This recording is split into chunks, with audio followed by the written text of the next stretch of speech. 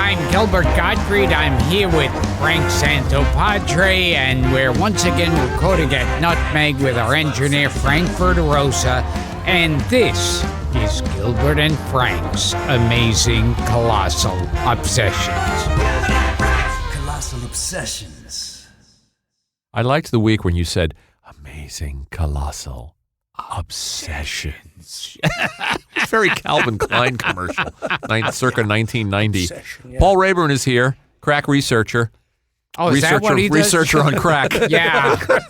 Well, at least that would be an excuse. And he's wearing a lovely spring shirt, and he's got a haircut, a responsible seasonal haircut. I hate to look unruly on the podcast. You look lovely. You look 12 years younger. You almost said I look delicious. Those colors become you. Thank you. Yes, you're definitely a spring. Have you been told that? A spring? Oh, you're a spring. That's your season. Yeah, no, I haven't been told that. Okay. In fact, can you spring out of your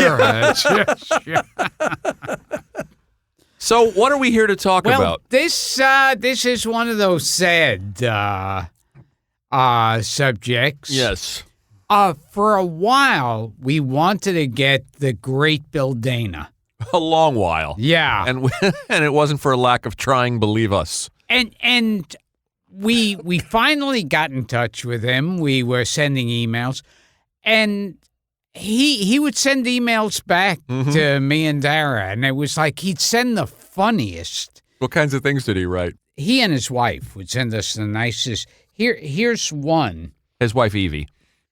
Bill Dana's wife, Evie, wrote in this email, "We see that you got Carl," that's Carl Reiner, and Norman Lear, during their promotion of the documentary, and that is wonderful. Thank you for honoring the classic guys, now old in their 90s. I can tell you that Bill will not be doing any interviews until after Gilbert's." Oh, that's nice. I wish it had happened.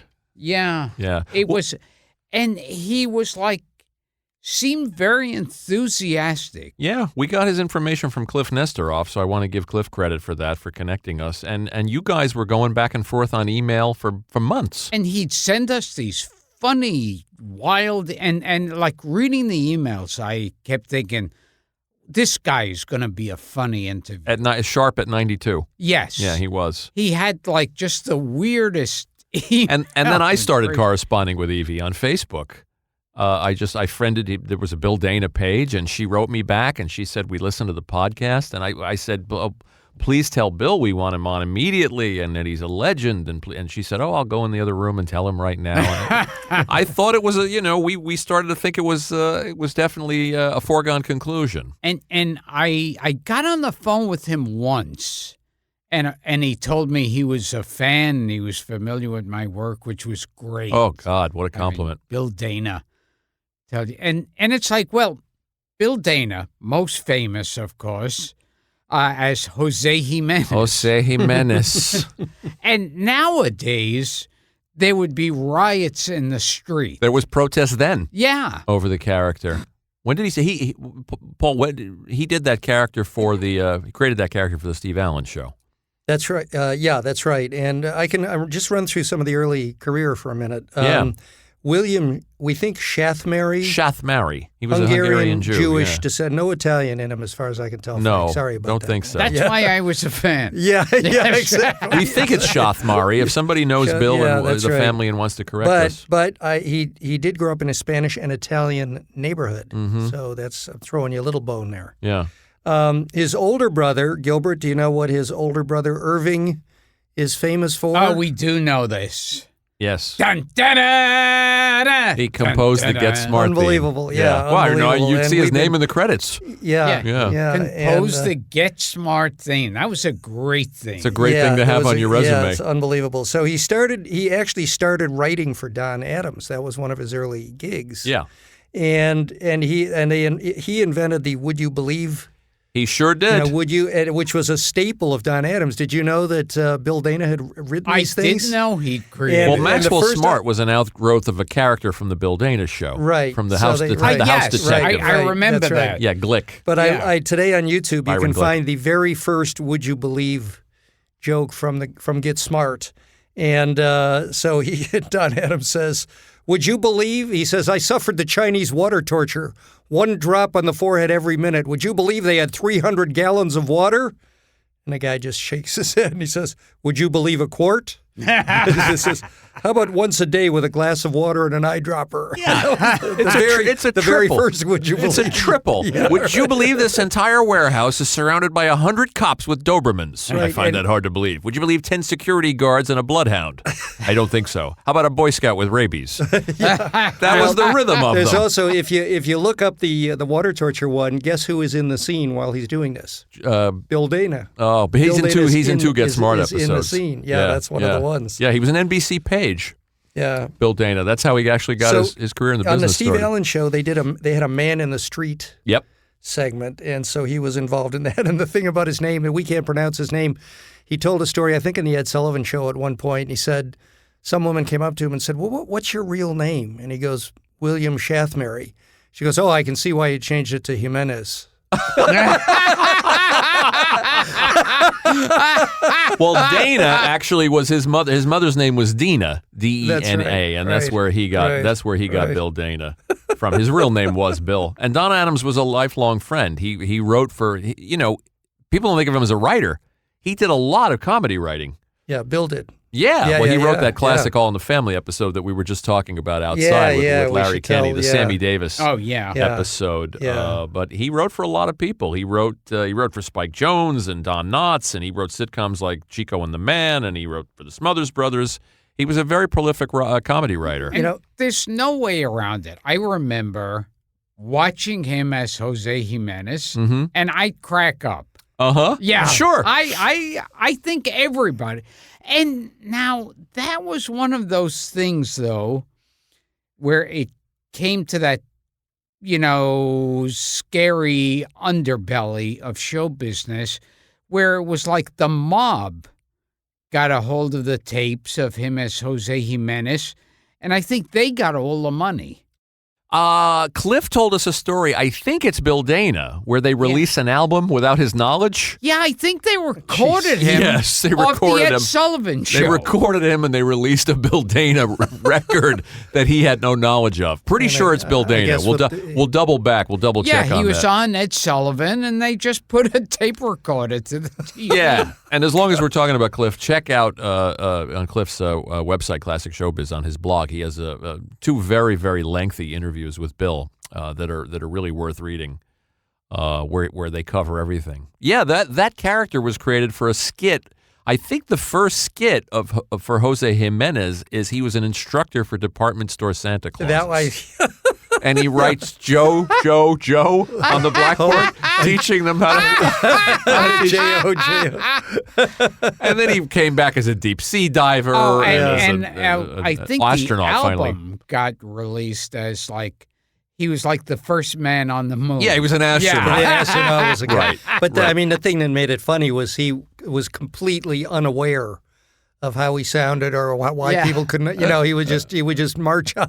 And, I teach Santa how to speak. Yeah. Well, the interesting thing about the character, he wound up retiring it over time because there were protests. There were people who didn't like it. There were people who misunderstood and thought that he was making fun. He was belittling immigrants and Latinos, and he claimed that he never was. That it was a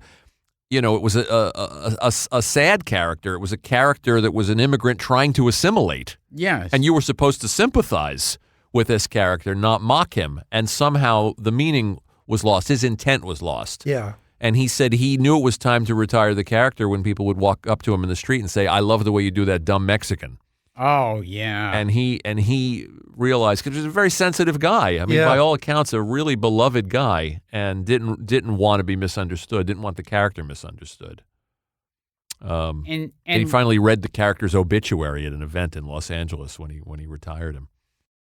And what was happening with us, it's like we were getting the emails that were great, and then it was like he kept saying he'd do it. And he was really excited to. Yeah, I wish we'd gotten to him sooner. Yeah, and then he had to cancel one time, and then he had to cancel again, right. And then we knew. Right. Well, he said he was going to the doctor, and And there's a wonderful line in one of in that Evie sent to us. We find laughter sustains us. That's nice.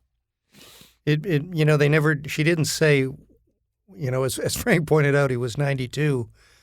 So doesn't make a whole lot of sense to ask what he died of, but it makes you wonder if maybe he was sick. Maybe there was a reason they couldn't do the I'm sure podcast, I'm sure he was sick. I mean, there were delays too because he was in Nashville and we were trying to figure out a way to get him to a microphone because we didn't really want to do a phone call because we've come to a point in the show with this show where we prefer not to do phone interviews, and they couldn't figure out Skype, and it was a little bit of a comedy of errors. Yeah. Now we wish we had the phone call. Well, the irony is, had we booked him, had we tried to get him right off the bat, which and I keep kicking myself. I just said outside, I was talking to Andrea and Frank and you, and I said that the enemy of this show is the Grim Reaper, because we've lost so many people that we've tried to book. I mean, I have a list in my office, so I keep crossing names out. It's become a dark joke on the podcast on the Listener Society, and Frank. And then wrote something about it yesterday, but it's really true.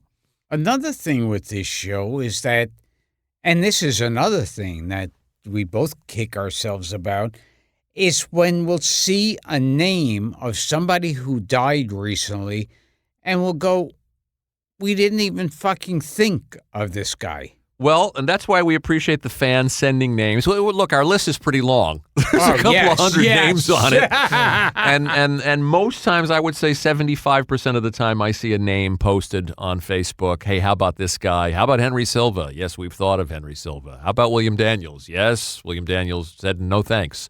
So we've pretty much, we've reached out to a lot of people. Oh, yes. But there are occasionally people that slip through the cracks. And listen, this was when we were working full time. Oh, we were. We were pushing it. And he was truly great. It's funny that there were ones like with Marvin Kaplan.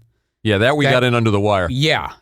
We got in before the door slammed closed because I think he died about 2 weeks later. It was a little after that, but not much longer. Yeah, we've caught a lot of them. I mean, we've got a lot. We also interviewed people in their 90s 3 years ago who were still with us. Yeah, like Roger Corman. Yes. Yeah.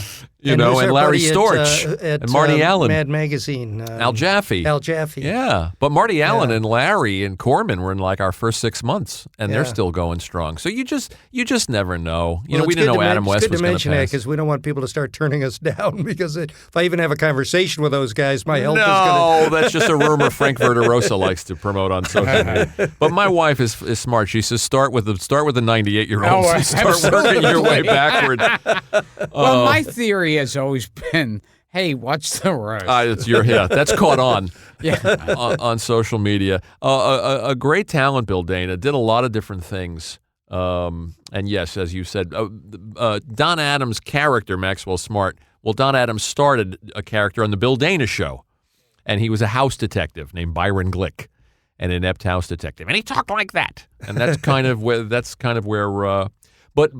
But Dana said that Don Adams was always generous about giving Bill Dana credit. Wow. For writing that character, for inspiring so much of his act. And he did write the Nude Bomb, the Get Smart movie. Okay, we don't have to include everything. Do you remember the Bill Dana Show? Do you remember who played his boss? Who played his boss? Ooh. Wait, was it John MacGyver? No, it was somebody in that vein, little thinner. Little thinner than John MacGyver. Somebody, a sort of a skinny, tall, maybe a John MacGyver type, if I may stretch a little bit. This is going to kill me. Jonathan Harris from Lost in Space. Oh, my God. Was the boss. Oh, my God. Yeah. Yeah, Bill actually worked with a friend of mine. He worked with the late Herb Sargent, who was a mentor of mine and a great comedy writer, original Saturday Night Live writer. When he joined the Steve Allen Show, and of course we were saying when Bill passed that he's the last of that repertory company. Oh, Tom Poston and Louis Nye, and Don Knotts and Pat Harrington. We lost. That was another guy we were dying to get. and he slipped through our fingers. And he wrote that wonderful All in the Family episode that we just talked about, where Archie leaves, or Sammy leaves his briefcase in Archie's cab. Yes, that's one of the classics. Yeah, because Archie is sort of out of character. He's actually impressed with Sammy Davis, and he's very nice to him. And then, of course, it ends with Sammy Davis posing for a picture, and Sammy Davis gives him a kiss on the cheek. It's the quintessential. And Archie is just immobilized. It's great. It's the perfect All in the Family episode. Yeah, and Archie keeps saying to Edith, "Don't say anything about his eye." Oh, Don't yeah. say anything." And then he says, "Mr. Davis, you take cream and sugar in your eye?" And I Worth remember seeing again. Archie says to Sammy, he goes, "Look, I know you had no choice in being colored, but what made you turn Jew?"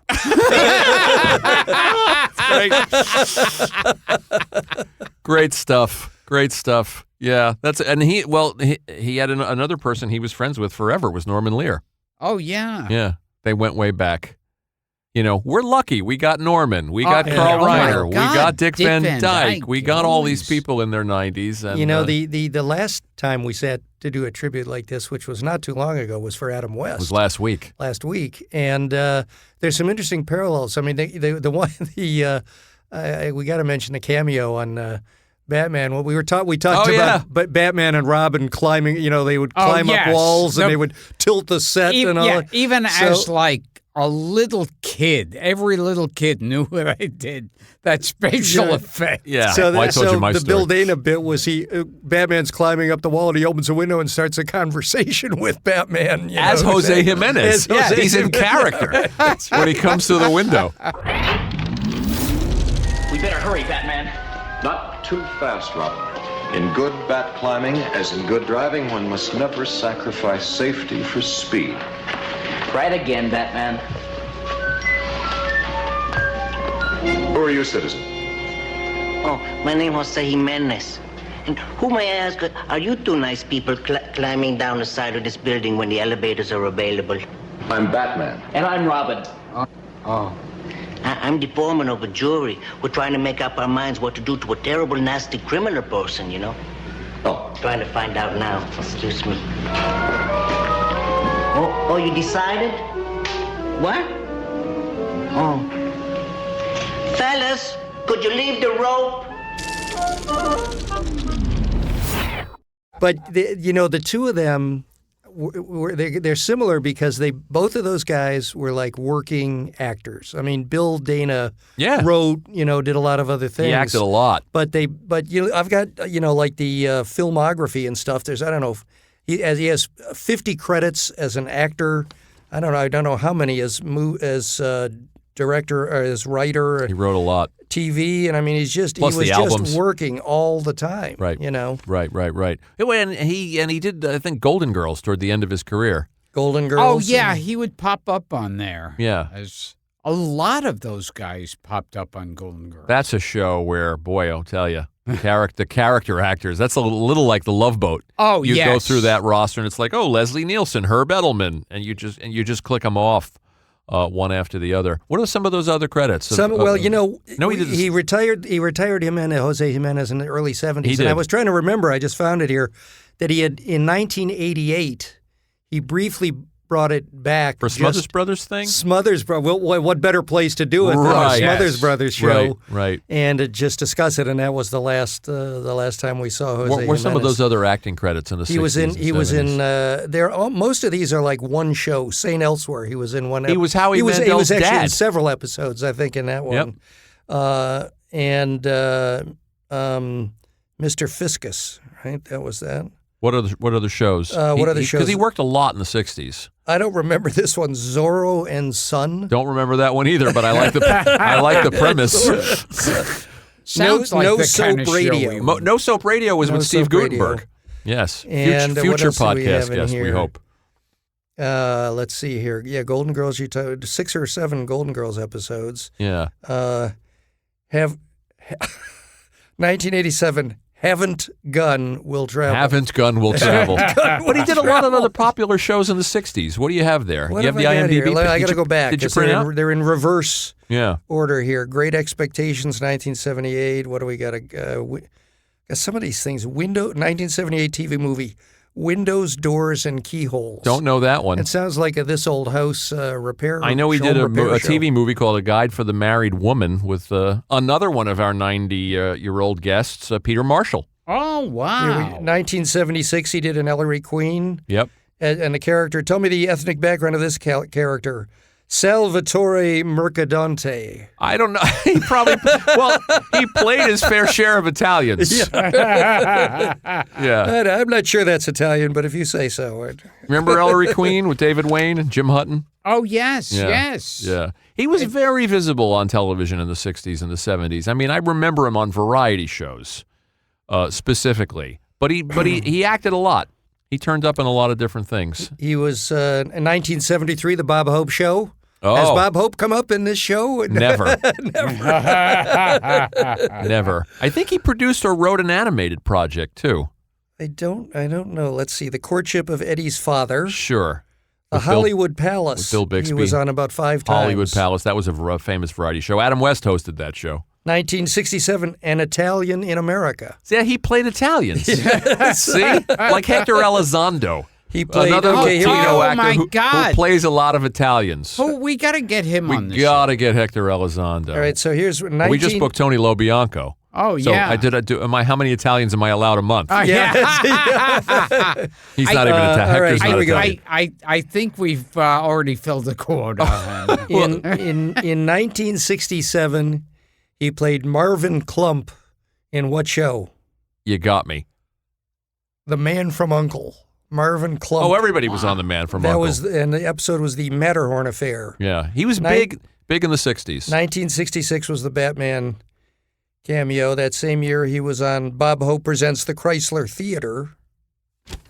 You know who his first comedy partner was? A guy. You know a guy named Gene Wood. You know that? Does that ring a bell? This is our hardcore listeners will know this. When Gene Wood was a game show announcer, not a host. He was the announcer on Match Game and Tattletales. Oh, my God. You know his Yes, voice. yes. As soon as we dialed it up, Gene Wood. Gene Wood was a guy like him. It was from Quincy, Massachusetts, and they started out as a comedy duo. Who is the guy? I think I had this, but I don't think I wrote it down. In the Santa Claus, teaching the Santa Claus. Pat Harrington Jr. Pat Harrington was the Yes. guy who was, The because great he's great too. the you great know, Pat Harrington. He I had absolutely the- plays it straight. I had the honor of working with him just before we started this podcast. Really? And by the time we got our wheels rolling and started getting into it, he passed away. Yeah. He performed Jose Jimenez. It got so popular, he did it at a JFK inauguration. He did it in a Flintstones. I think it's in a Flintstones episode, or I think it's on a Flintstones record. I mean, that character turned up everywhere. Oh, yeah. And it turns up, this is interesting, when Alan Shepard was lifting off in 1961, because the Jose Jimenez astronaut thing had become so popular, this is interesting trivia. Deke Slayton, his co-pilot, turned to him and said, "Okay, Jose, you're on your way." Right. Which was a nod to Bill's character. And I remember in one of the Jose Jimenez, where he's the astronaut, Right. the interviewer says, so is that a crash helmet? And he goes, I hope not. I certainly hope not. He was hilarious and worked with a lot of our guests. Like I said, Peter Marshall in A Guide for the Married Man. He played Howie Mandel's father on St. Elsewhere. He did Rossetti and Ryan with one of our guests, Tony Roberts. Oh, my God. Wow. And, of course, Roberts. 2 Get Smart episodes with Barbara Feldon. Yes. And, Other of course, podcast that All in guest. the Family episode with Norman. I mean, they're looking at this. I mean, it's like an encyclopedia of 60s TV. Make Room for Daddy. It was on Well, Danny 4 or 5 Thomas, things, and yeah, then, he did a lot of work with Danny Thomas. This is something I think Cliff brought up with us. He hosted an ill-fated talk show. Did this come up in your research? Called the Las Vegas Show. Oh, Yeah, my what was it God. Remember this? Oh, my It was God. for I remember it was watching for the that. 4th network that never materialized. It was supposed to be on a fourth network called the United Network. Yeah. And that was their flagship show with Joanne Worley and Pete Barbuti. How about that for some names? And I think it lasted a month. And the network folded, went out of business like overnight. I remember Bill didn't seeing put him an out of business. episode Yeah. of the Bill Dana Remember we had talk Cliff show. in here? We did a mini episode about obscure talk shows. Yes. And you were trying to come up with that weird talk show host that Oh, yeah. that nobody could name. And we were talking about who was the guy that was married to Tina Louise. Les Crane Yes. had Les a show. Crane, oh my God. Yeah. And Woody Woodbury. Woody Woodbury, who's still around. Maybe Yeah. we can find Woody Woodbury. Anyway, he hosted this thing called the Las Vegas Show on this United Network startup that was a big white elephant and went away practically overnight. So that's a fun piece of trivia about Bill. Gosh, I there was so much to talk about with him, and we'll kick ourselves over this one a long time. But then again, we tried super hard. So what are you going to do?